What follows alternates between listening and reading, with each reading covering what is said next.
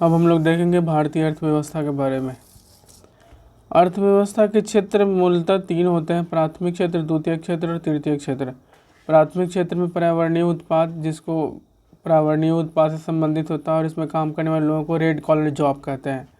द्वितीयक क्षेत्र में विनिर्माण क्षेत्र आता है, जिसके में काम करने वाले लोग को वाइट कॉलर और ब्लू कॉलर जॉब कहते हैं। तृतीयक क्षेत्र सेवा क्षेत्र होता है। भारतीय अर्थव्यवस्था में सर्वाधिक भागीदारी जो है वो तृतीय क्षेत्र यानी सेवा क्षेत्र का ही है।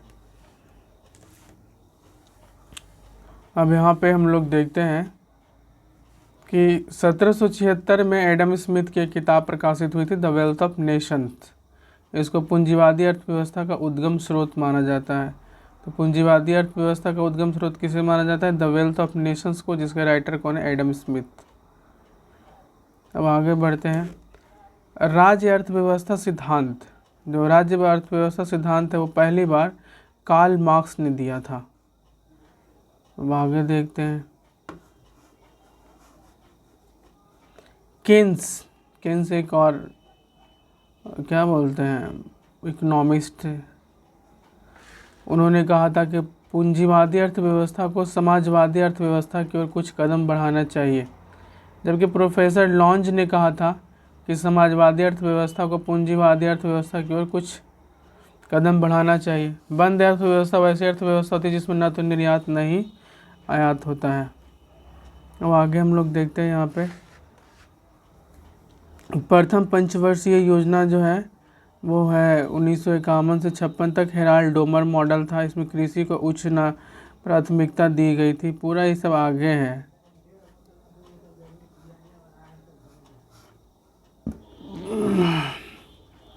किसी देश की आर्थिक समृद्धि का सर्वाधिक उपयुक्त मापदंड जो होता है वो प्रति व्यक्ति वास्तविक आय होता है। प्रोफेसर अमर्त्य सेन ने आर्थिक विकास को अधिकारता तथा क्षमता के विस्तार के रूप में परिभाषित किया है, जबकि महबूब उल हक ने आर्थिक विकास को गरीबी के विरुद्ध लड़ाई के रूप में परिभाषित किया है, चाहे गरीबी किसी रूप में हो। किसी देश का आर्थिक विकास प्राकृतिक संसाधन, पूंजी निर्माण और बाजार के आकार पर निर्भर करता है।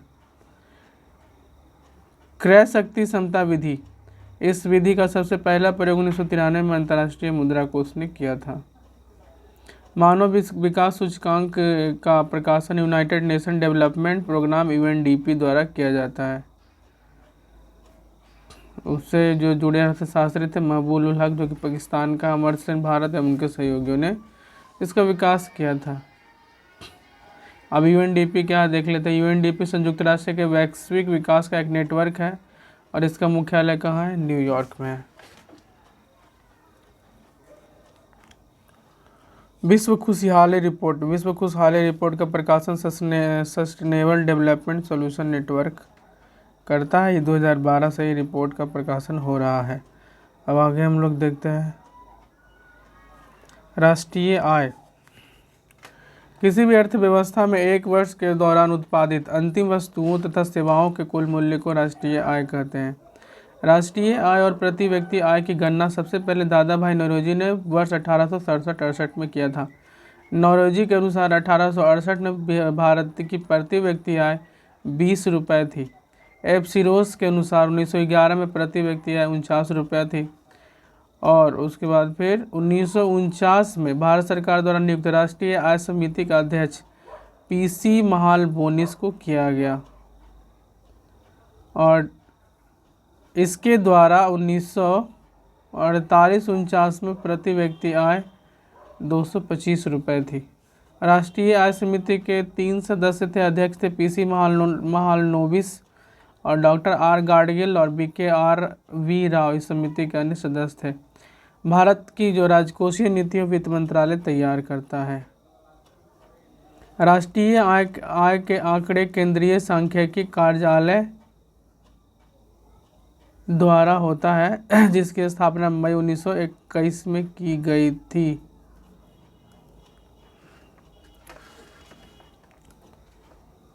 चलिए आगे बढ़ते हैं। इससे पहले एक्चुअली एक और था, राष्ट्रीय प्रतिदर संरक्षण कार्यालय, ये NSSO की मदद से होता था, लेकिन बाद में 2019 में मोदी गवर्नमेंट ने दोनों को मिला दिया। राष्ट्रीय सांख्यिकी आयोग NSC इसका निर्माण रंगराजन आयोग की अनुशंसा के अंतर्गत 2005 में किया गया। राष्ट्रीय आय लेखांकन का जन्मदाता साइमन कुजनेट्स को माना जाता है और इसके लिए उनको नोबेल पुरस्कार भी दिया गया था। अब आगे बढ़ते हैं हम लोग। किसी देश की राष्ट्रीय आय में निम्नलिखित को शामिल नहीं किया जाता है। मध्यवर्ती वस्तुओं के मूल्य को, पुरानी वस्तुओं के मूल्य को, घरेलू सेवाओं तथा कार्य को, जैसे महिलाएं जो घर में काम करती हैं उसको नहीं माना जाता है, वित्तीय संपत्ति इत्यादि को। राष्ट्रीय आय की गणना के लिए उत्पाद पद्धति और आय पद्धति दोनों का सहारा लिया जाता है। घरेलू उत्पाद के अंतर्गत घरेलू आय में जो निवासियों का हिस्सा है और घरेलू आय में गैर निवासी जैसे वीवो, ओप्पो ये सब है, वो भी अगर भारत में कुछ बना रही है तो उसका भी हिस्सा घरेलू उत्पाद में हो जाता है। अब यहाँ देखते हैं जीडीपी यानी सकल घरेलू उत्पाद। किसी देश की घरेलू सीमा के भीतर निवासी उत्पादक तथा गैर निवासी उत्पादक द्वारा एक वर्ष में उत्पादित सभी वस्तुओं और सेवाओं के अंतिम मूल्य को घरेलू उत्पाद कहते हैं। अगर माइक्रोसॉफ्ट या कोई भी कंपनी वीवो, ओप्पो और स्वामी, रियलमी जो भी अगर इंडिया में कुछ बना रहा है तो वो इंडिया के जीडीपी में काउंट होगा। किसी देश की आर्थिक वृद्धि की सर्वाधिक उपयुक्त माप सकल घरेलू उत्पाद ही है। अब जीडीपी का क्या उपयोग होता है? जीडीपी में होने वाले वार्षिक प्रतिशत परिवर्तन ही किसी देश की अर्थव्यवस्था की वृद्धि दर है। अब आगे देखते हैं कि देश की आंतरिक शक्ति को पता चलता है लेकिन इस उत्पादों का गुणवत्ता का पता नहीं चलता, इसका एक डिमेरिट है। अंतर्राष्ट्रीय मुद्रा कोष में विश्व बैंक की ओर से सदस्य देशों का तुलनात्मक विश्लेषण उनके जीडीपी के आधार पर ही किया जाता है। अब इसके बाद है जीएनपी यानी कि ग्रॉस नेशनल प्रोडक्ट।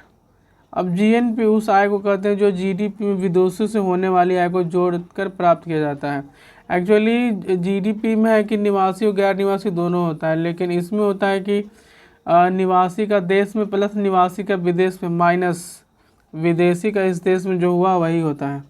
डेफिनेशन देख लेते हैं। सकल राष्ट्रीय उत्पाद एक वर्ष की अवधि में एक देश के समान नागरिकों द्वारा देश की घरेलू सीमा के अंदर या बाहर उत्पादित गई अंतिम वस्तुओं का मूल्य है। यानी कि जीएनपी बराबर होता है GDP plus X minus M, जहाँ एक्स है आपको देशवासियों द्वारा विदेश में अर्जित आय और एम है विदेशियों द्वारा देश में अर्जित आय। अगर भारत का बात किया जाए तो भारत में हमेशा जीएनपी जीडीपी से कम रहेगा क्योंकि भारतीय कंपनियां बहुत ही कम मल्टीनेशनल हैं। अब आगे देखते हैं। सकल राष्ट्रीय आय यानी कि जीएनपी के आधार पर राष्ट्रीय मुद्रा कोष दुनिया के देशों के रैंकिंग तय करता है। इसके आधार पर ही आईएमएफ देशों को उनकी क्रय शक्ति क्षमता का या समतुल्यता के आधार पर रैंक तय करता है। राष्ट्रीय आय को आंकने के लिए जीएनपी जीडीपी की तुलना में ज़्यादा विस्तृत पैमाना है क्योंकि अर्थव्यवस्था की परिमाणात्मक तस्वीर को प्रस्तुत करता है। अब आगे देखते हैं हम लोग आर्थिक कुछ विविध है यहाँ पे, उसको देख लेते हैं। हिंदू वृद्धि दर राष्ट्रीय आय से संबंधित है। भारत में राष्ट्रीय आय में सर्वाधिक योगदान तृतीय क्षेत्र यानी सेवा क्षेत्र का है। प्रति व्यक्ति आय निकालने के लिए राष्ट्रीय आय को देश की कुल जनसंख्या से भाग दिया जाता है। वर्तमान मूल्यों पर प्रति व्यक्ति आय की वृद्धि दर से अपेक्षाकृत अधिक होता है। भारत में जो जीडीपी में सबसे ज़्यादा योगदान सेवा का है, उसके बाद उद्योग का, उसके बाद कृषि का, यानी कृषि का सबसे कम है। गोवा के प्रति व्यक्ति आय सबसे अधिक है। ड्रेन का सिद्धांत का प्रतिपादन दादा भाई नौरोजी ने किया था। किसी देश की आर्थिक वृद्धि की सर्वाधिक उपयुक्त मार्ग सकल घरेलू उत्पाद यानी कि जीडीपी है। चलिए आगे बढ़ते हैं। आर्थिक आयोजन देखते हैं। आर्थिक आयोजन वह प्रक्रिया जिसके अंतर्गत निर्धारित उद्देश्यों की पूर्ति और सीमित प्राकृतिक संसाधनों का कुशलतम उपयोग किया जाता है। केंद्रीकृत नियोजन जो सर्वप्रथम पूर्व सोवियत संघ में अपनाया गया था। भारत में आर्थिक आयोजन का जो पहला प्रस्ताव है सन 1934 में विश्वेश्वरैया के पुस्तक प्लान्ड इकोनॉमी फॉर इंडिया में आई थी। 1938 में भारतीय राष्ट्रीय कांग्रेस ने जवाहरलाल नेहरू की अध्यक्षता में राष्ट्रीय नियोजन समिति का गठन किया था। 1944 ईस्वी में बम्बई के 8 उद्योगपतियों द्वारा बॉम्बे प्लान प्रस्तुत किया गया जिसके सूत्रधार सर आर रशीद दलाल थे। इन्हीं के नाम पर दलाल स्टेट का वहाँ पे नामकरण किया गया। 1945 में श्री एम.एन. राय ने जन योजना बनाई थी। एम.एन. राय वही जो कम्युनिस्ट पार्टी ऑफ इंडिया की स्थापना किए थे। 1950 ईस्वी में जयप्रकाश नारायण ने सर्वोदय योजना प्रकाशित की थी। स्वतंत्रता के बाद 1947 में पंडित नेहरू की अध्यक्षता में आर्थिक नियोजन समिति का गठन हुआ था और इसी समिति की सिफारिश पर 15 मार्च 1950 को योजना आयोग का गठन किया गया था। भारत की पहली जो पंचवर्षीय योजना 1 अप्रैल 1951 से प्रारंभ हुई और जिसके प्रथम अध्यक्ष थे जवाहरलाल नेहरू, उपाध्यक्ष थे गुलजारी लाल नंदा। और जो अंतिम योजना आयोग का जो समाप्त कर दिया गया वो 15 अगस्त 2014 को मोदी जी अपना पहला कलम से इसी को समाप्त कर दिए। प्रथम पंचवर्षीय योजना जो कि हेराल्ड डोमर मॉडल पर आधारित थी, इसका मुख्य उद्देश्य था अर्थव्यवस्था के संतुलित विकास की प्रक्रिया को आरंभ करना। इसमें कृषि को उच्च प्राथमिकता दिया गया था। चलिए अब आगे देखते हैं। इसमें जो कई बड़ी सिंचाई योजनाएं शुरू की गई थी, जैसे भाखड़ा नांगल परियोजना, ब्यास परियोजना, दामोदर घाटी परियोजना, ये सब उसी में था। अब उसके बाद देखिए सामुदायिक विकास कार्यक्रम का प्रारंभ 1952 में किया गया। सामुदायिक विकास कार्यक्रम का प्रारंभ कब किया गया? 1952 में। द्वितीय पंचवर्षीय योजना देखते हैं। यह योजना पीसी महालनोबिस मॉडल पर आधारित थी। इसका मुख्य उद्देश्य था समाजवादी समाज की स्थापना करना। हम आगे देखते हैं। इसके अंतर्गत इसमें मुख्यतः उद्योगों पर बहुत ज़्यादा भारी उद्योगों खनिजों को उच्च प्राथमिकता दी गई। इसमें 24% जो राशि है यही सब में खर्चा किया गया और यातायात और संचार पर 28% खर्चा किया, ज़्यादा खर्चा किया गया, लेकिन प्राथमिकता में उद्योग था। इसी के दौरान यानी कि 56 से 61 के दौरान दुर्गापुर, भिलाई, राउरकेला का इस्पात का कारखाना स्थापित किया गया। अब देखिएगा तृतीय पंचवर्षीय योजना 61 से 66 तक थी। इसका मुख्य उद्देश्य था अर्थव्यवस्था को आत्मनिर्भर बनाना तथा स्वतः स्फूर्त अवस्था में पहुंचाना। इस योजना में कृषि और उद्योग दोनों को प्राथमिकता दी गई थी। बोकारो स्टील प्लांट की स्थापना इसी के में किया गया था, दौरान किया गया था। यह योजना का सफल हो गया था क्योंकि भारत चीन युद्ध, भारत पाक युद्ध था, बहुत ज़्यादा सूखा पड़ गया था। भारत में हरित क्रांति के जनक किसे कहा जाता है? एम.एस. स्वामीनाथन को कहा जाता है, जबकि विश्व हरित क्रांति के जनक नॉर्मन ई. बोरलॉग कहा जाता है। और जो हरित क्रांति हुई थी उसकी स्टार्टिंग इसी के दौरान मानी जाती है। इसी का जो नियम हुआ था, जो भी नियम बनाया था, उसी का परिणाम स्वरूप कृषि नीति से हरित क्रांति का जन्म हुआ था। योजना आपका 66 से 69 तक है। 3 वार्षिक योजनाएं शुरू की गई थी क्योंकि भारत की स्थिति बहुत दयनीय हो गई थी उस समय, लड़ाई झगड़ा सूखा। चतुर्थ पंचवर्षीय योजना 1969 से 1974 तक थी। यह योजना डी.आर. गाडगिल मॉडल पर आधारित थी। इसका उद्देश्य था स्थायित्व के साथ साथ विकास एवं आर्थिक निर्भरता की प्राप्ति करना और समाजवादी समाज की स्थापना भी। इसमें भारत की कृषि वृद्धि दर सबसे ज़्यादा था। परिवार नियोजन कार्यक्रम इसी योजना के दौरान लागू किया गया था, चतुर्थ पंचवर्षीय योजना के दौरान। श्वेत क्रांति यानी कि ऑपरेशन फ्लड भी इसी योजना काल में प्रारंभ किया गया था। ये इसका विफलता का कारण मौसम की प्रतिकूलता तथा बांग्लादेशी शरणार्थियों का आगमन था, जो 69 से 74, 71 या 72 में बांग्लादेश बना था। 5वीं पंचवर्षीय योजना, इस योजना का मुख्य उद्देश्य था गरीबी उन्मूलन तथा आत्मनिर्भरता की प्राप्ति। यह केवल 4 वर्षों की थी क्योंकि पहली बार गैर कांग्रेसी सरकार आ गई थी। इसी योजना में 20 सूत्री कार्यक्रम का शुरुआत हुआ था। पहली बार गरीबी और बेरोजगारी पर ध्यान दिया गया था। न्यूनतम आवश्यकता कार्यक्रम एवं काम के बदले अनाज कार्यक्रम का संबंध इसी योजना से है। योजना में सर्वाधिक प्राथमिकता कृषि को दी गई एवं उद्योग एवं खनिज क्षेत्र को। अब अनवरत योजना 1978 से 80 तक, 1978 से 83 अवधि के लिए अनवरत योजना यानी कि रोलिंग प्लान मोरारजी देसाई के नेतृत्व वाली जनता पार्टी की सरकार द्वारा बनाया गया। लेकिन इंदिरा गांधी फिर 1980 में सत्ता में आ गए, इसको समाप्त कर दिया। इसके दौरान उच्च मूल्य की मुद्राओं की वैधता समाप्ति, नोटबंदी वाला कहानी जो अभी हुआ, हालांकि 1000 का नोट बंद करके मोदी जी 2000 का शुरू कर दिए। जन वितरण प्रणाली को विस्तार करना तथा सार्वजनिक बीमा योजना की शुरुआत की गई थी अनवरत योजना के दौरान।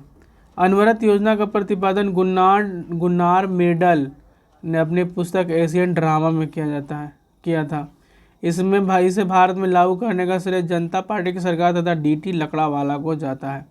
छठी पंचवर्षीय योजना 1980 से 85 तक थी। इसमें इसका जो मुख्य उद्देश्य था गरीबी उन्मूलन और रोजगार में वृद्धि था, और पहली बार गरीबी उन्मूलन पर विशेष जोर दिया गया। इस योजना के दौरान समन्वित ग्रामीण विकास कार्यक्रम की शुरुआत की गई थी। 7वीं पंचवर्षीय योजना, ये योजना डब्ल्यू मिलर मॉडल पर आधारित थी। अब देखते हैं 8वीं 9वीं उतना इम्पोर्टेंट नहीं है। 8वीं योजना अवकाश फिर 1990 से 92 तक योजना अवकाश हुआ, क्योंकि राजनीतिक अस्थिरता एवं आर्थिक संकट भारत में आ गया था, यानी कि 1 वर्षीय योजना बनाई गई थी। 8वीं पंचवर्षीय योजना जो हुआ था 1992 से लेकर 97 तक मानव संसाधन का विकास था। 8वीं योजना में ही प्रधानमंत्री रोजगार योजना 1993 में शुरू हुआ था। राष्ट्रीय महिला कोष की स्थापना 1993 में की गई थी।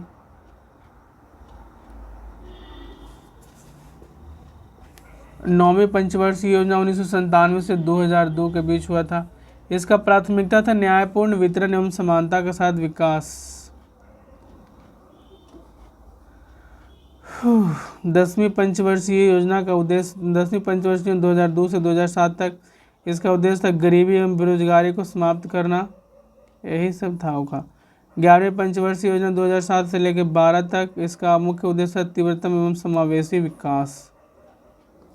12वीं पंचवर्षीय योजना 2012 से लेकर 17 तक, जो कि स्वाहा हो गया था 15 अगस्त 2014 को।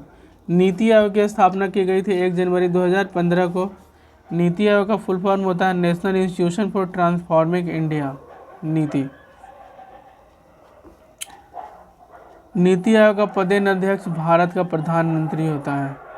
अभी देख लेते हैं कौन कौन है। अध्यक्ष तो मोदी जी हैं। गवर्निंग काउंसिल में सभी राज्यों के मुख्यमंत्री संघ राज्य क्षेत्र के उपराज्यपाल होते हैं। उपाध्यक्ष हैं सुमन कुमार बेरी।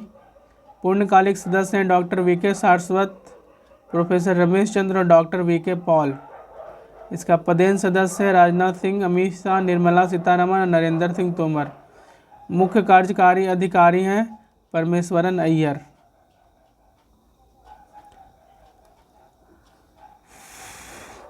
पहली आर्थिक गणना 1977 में हुई थी। राष्ट्रीय जनसंख्या आयोग का गठन 11 मई 2000 ईस्वी को हुआ था। इसके अध्यक्ष प्रधानमंत्री होते हैं। लॉरेंज वक्र के द्वारा गरीबी को मापा जाता है। निर्धनता की माप के लिए निरपेक्ष प्रतिमान का सर्वप्रथम उपयोग खाद्य एवं कृषि संगठन FAO के प्रथम महानिदेशक आर वाइड ने 1945 में किया था। विश्व बैंक के अनुसार वर्तमान में अंतर्राष्ट्रीय निर्धनता रेखा 1.9 अमेरिकी डॉलर प्रति व्यक्ति उपभोग व्यय है 2011 के अनुसार। बहुआयामी गरीबी सूचकांक भारत में गरीबी की तीव्रता के माप के लिए सबसे उपयुक्त है। भारत में गरीबी का निर्धारण दादा भाई नौरोजी ने अपनी पुस्तक poverty and un-British rule in India में पहली बार गरीबी के मापन के न्यूनतम आवश्यकताओं की पूर्ति से लगाया था। नीलकांत दांडेकर और VM रथ के फॉर्मूले के आधार पर स्वतंत्रता के बाद पहली बार 1971 में वैज्ञानिक तरीके से गरीबी रेखा का निर्धारण किया गया था। तो वैज्ञानिक तरीके से गरीबी रेखा का निर्धारण कब किया गया था? 1971 में। किसके द्वारा? नीलकांत दांडेकर और VM रथ के फॉर्मूला के अनुसार। वाई के अलग समिति ने इसका भी वही काम था, गरीबी निर्धारण। 1979 में इसका हुआ था। 1989 में योजना आयोग ने देश की निर्धनता के माप के लिए प्रोफेसर DT लकड़ावाला की अध्यक्षता में एक कमेटी गठन की 2004 में सुरेश तेंदुलकर समिति गठन हुई थी, इसका भी वही धंधा पानी था। तेंदुलकर समिति ने गरीबी रेखा के निर्वहन के लिए जीवन निर्वाह लागत सूचकांक यानी प्रति व्यक्ति उपभोग व्यय को आधार माना है। संयुक्त राष्ट्र संघ का जो अंग है खाद्य एवं कृषि संगठन FAO, जिसका मुख्यालय रोम में है, गरीबी का आकलन उपभोग पोषण मूल्य अर्थात कैलोरी मूल्य को ही आधार पे करता है। और इसी के लिए फिर से सी रंगराजन के अध्यक्षता में 2012 में नई कमेटी गठित की गई। अब कुछ योजनाएं जो गरीबी निवारण से संबंधित है उनके बारे में देख लेते हैं। अन्नपूर्णा योजना, इसका शुरुआत किया गया था 2 अक्टूबर 2000 ईस्वी को गाजियाबाद के सिखोड़ा ग्राम से। उसके बाद है राष्ट्रीय खाद्य सुरक्षा अधिनियम 2013। यह अधिनियम 12 सितंबर 2013 से प्रभावी हुआ। इसका मुख्य उद्देश्य खाद्य तथा पोषक सुरक्षा उपाय मुहैया करवाना। अब यहाँ पे हम देख लेते हैं राष्ट्रीय ग्रामीण रोजगार गारंटी योजना नरेगा। 2 जनवरी 2006 को आंध्र प्रदेश में बांदावाली जिले के अनंतपुर गांव से इसका शुरुआत हुआ था और 2 अक्टूबर 2009 को इसको परिवर्तित करके इसका नाम महात्मा गांधी रोजगार गारंटी योजना कर दिया गया। इसकी नीति निर्माता है जियां द्रेज, जो कि बेल्जियम के अर्थशास्त्री हैं। इस योजना के तहत केंद्र तथा राज्य सरकारों के मध्य 90:10 वित्तीय सहयोग दिया जाता है।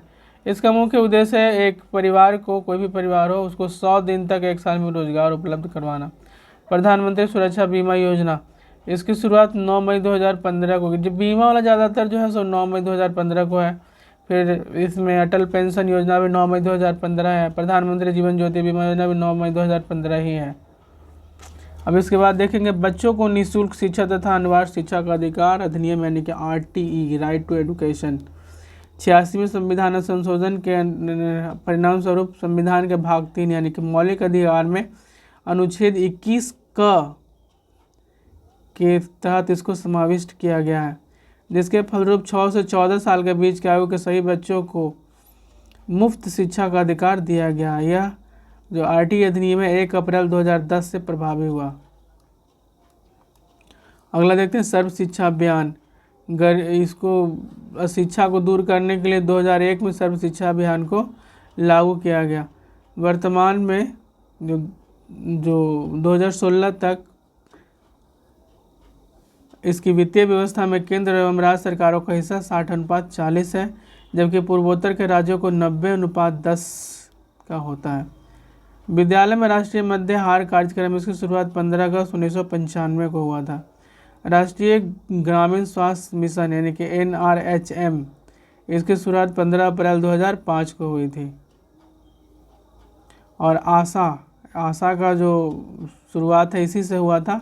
आशा का फुल फॉर्म होता है एक्रीडिटेड सोशल हेल्थ एक्टिविस्ट। ये लगभग 1000 ग्रामीण जनसंख्या पर एक आशा कार्य करती है। राष्ट्रीय स्वास्थ्य मिशन NHM, इसकी शुरुआत 2013 में हुई थी। स्वच्छ भारत मिशन, इसका शुरुआत 2 अक्टूबर 2014 को हुआ था। इसका लक्ष्य सभी ग्रामीण परिवारों में शौचालय की सुविधा प्रदान करना है। अगला देखेंगे मिशन इंद्रधनुष, टीकाकरण के लिए है बच्चों का। इसकी शुरुआत 25 दिसंबर 2014 को हुई थी। और कुछ है उसको देख लेते हैं। आंगनवाड़ी खोलकमाड़ी, इसकी शुरुआत नहीं दिया हुआ है इसमें। वैसे आंगनवाड़ी जो है ICDS यानी इंटीग्रेटेड चाइल्ड डेवलपमेंट सर्विस से जुड़ी होती है। कस्तूरबा गांधी विद्यालयों की जो योजना है उसकी शुरुआत 20 जुलाई 2004 को किया गया था, जिसके अंतर्गत देश भर से SC, ST, OBC एवं मुस्लिम समुदाय के लड़कियों के लिए कस्तूरबा गांधी विद्यालय की स्थापना की गई थी। अंत्योदय अन्न योजना 25 दिसंबर 2000 ईस्वी को शुरुआत किए थे अटल बाबू। प्रधानमंत्री उज्ज्वला योजना, इसकी शुरुआत 1 मई 2016 को किया गया है। एक्चुअली इसका जो शुरुआत था वो गरीबी रेखा के नीचे रहने वाले परिवारों के महिलाओं के लिए निःशुल्क LPG कनेक्शन दिया गया, लेकिन ये कोई काम का नहीं था। प्रधानमंत्री जनधन योजना, इसकी शुरुआत 15 अगस्त 2014 को किया गया था। घोषणा किया गया था, शुभारंभ 28 अगस्त 2014 को किया गया था। इसमें प्रत्येक जो व्यक्ति था, प्रत्येक परिवार का बैंक में खाता करवाने के लिए इसका मुख्य उद्देश्य था। प्रधानमंत्री मुद्रा योजना, इसकी शुरुआत हुई थी अप्रैल 2015 में। Micro unit development and refining agency bank का शुभारंभ किया गया था। आत्मनिर्भर भारत योजना, इसकी शुरुआत की गई थी 12 नवंबर 2020 को। प्रधानमंत्री कुसुम योजना, एक्चुअली सोलर पंप देता है, बीपीएससी पे 66वीं में आया है।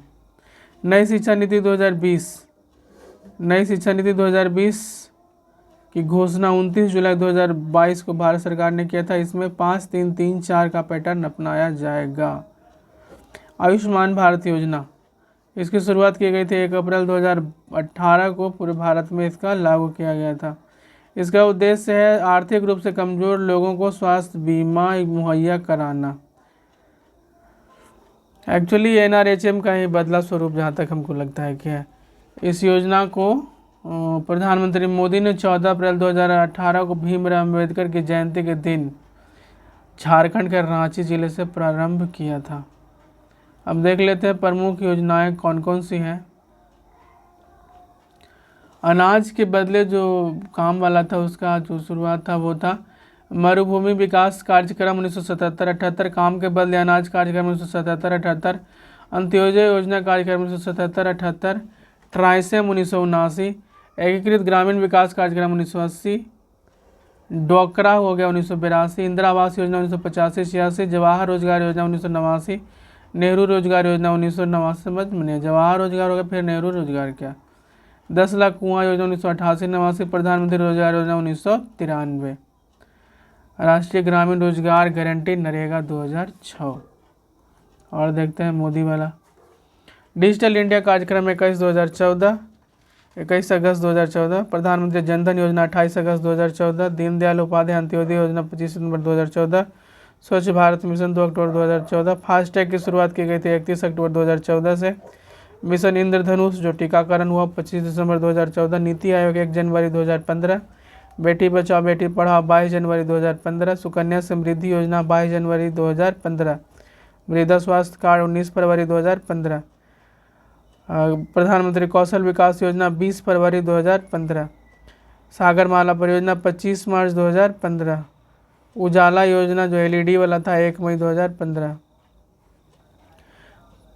बीमा योजना तो आपको पता है 9 मई 2015।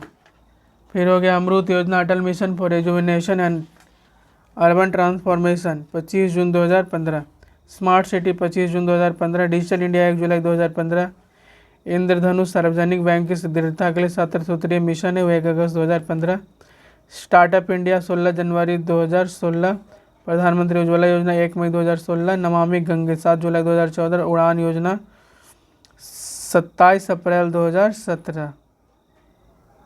आगे देखते हैं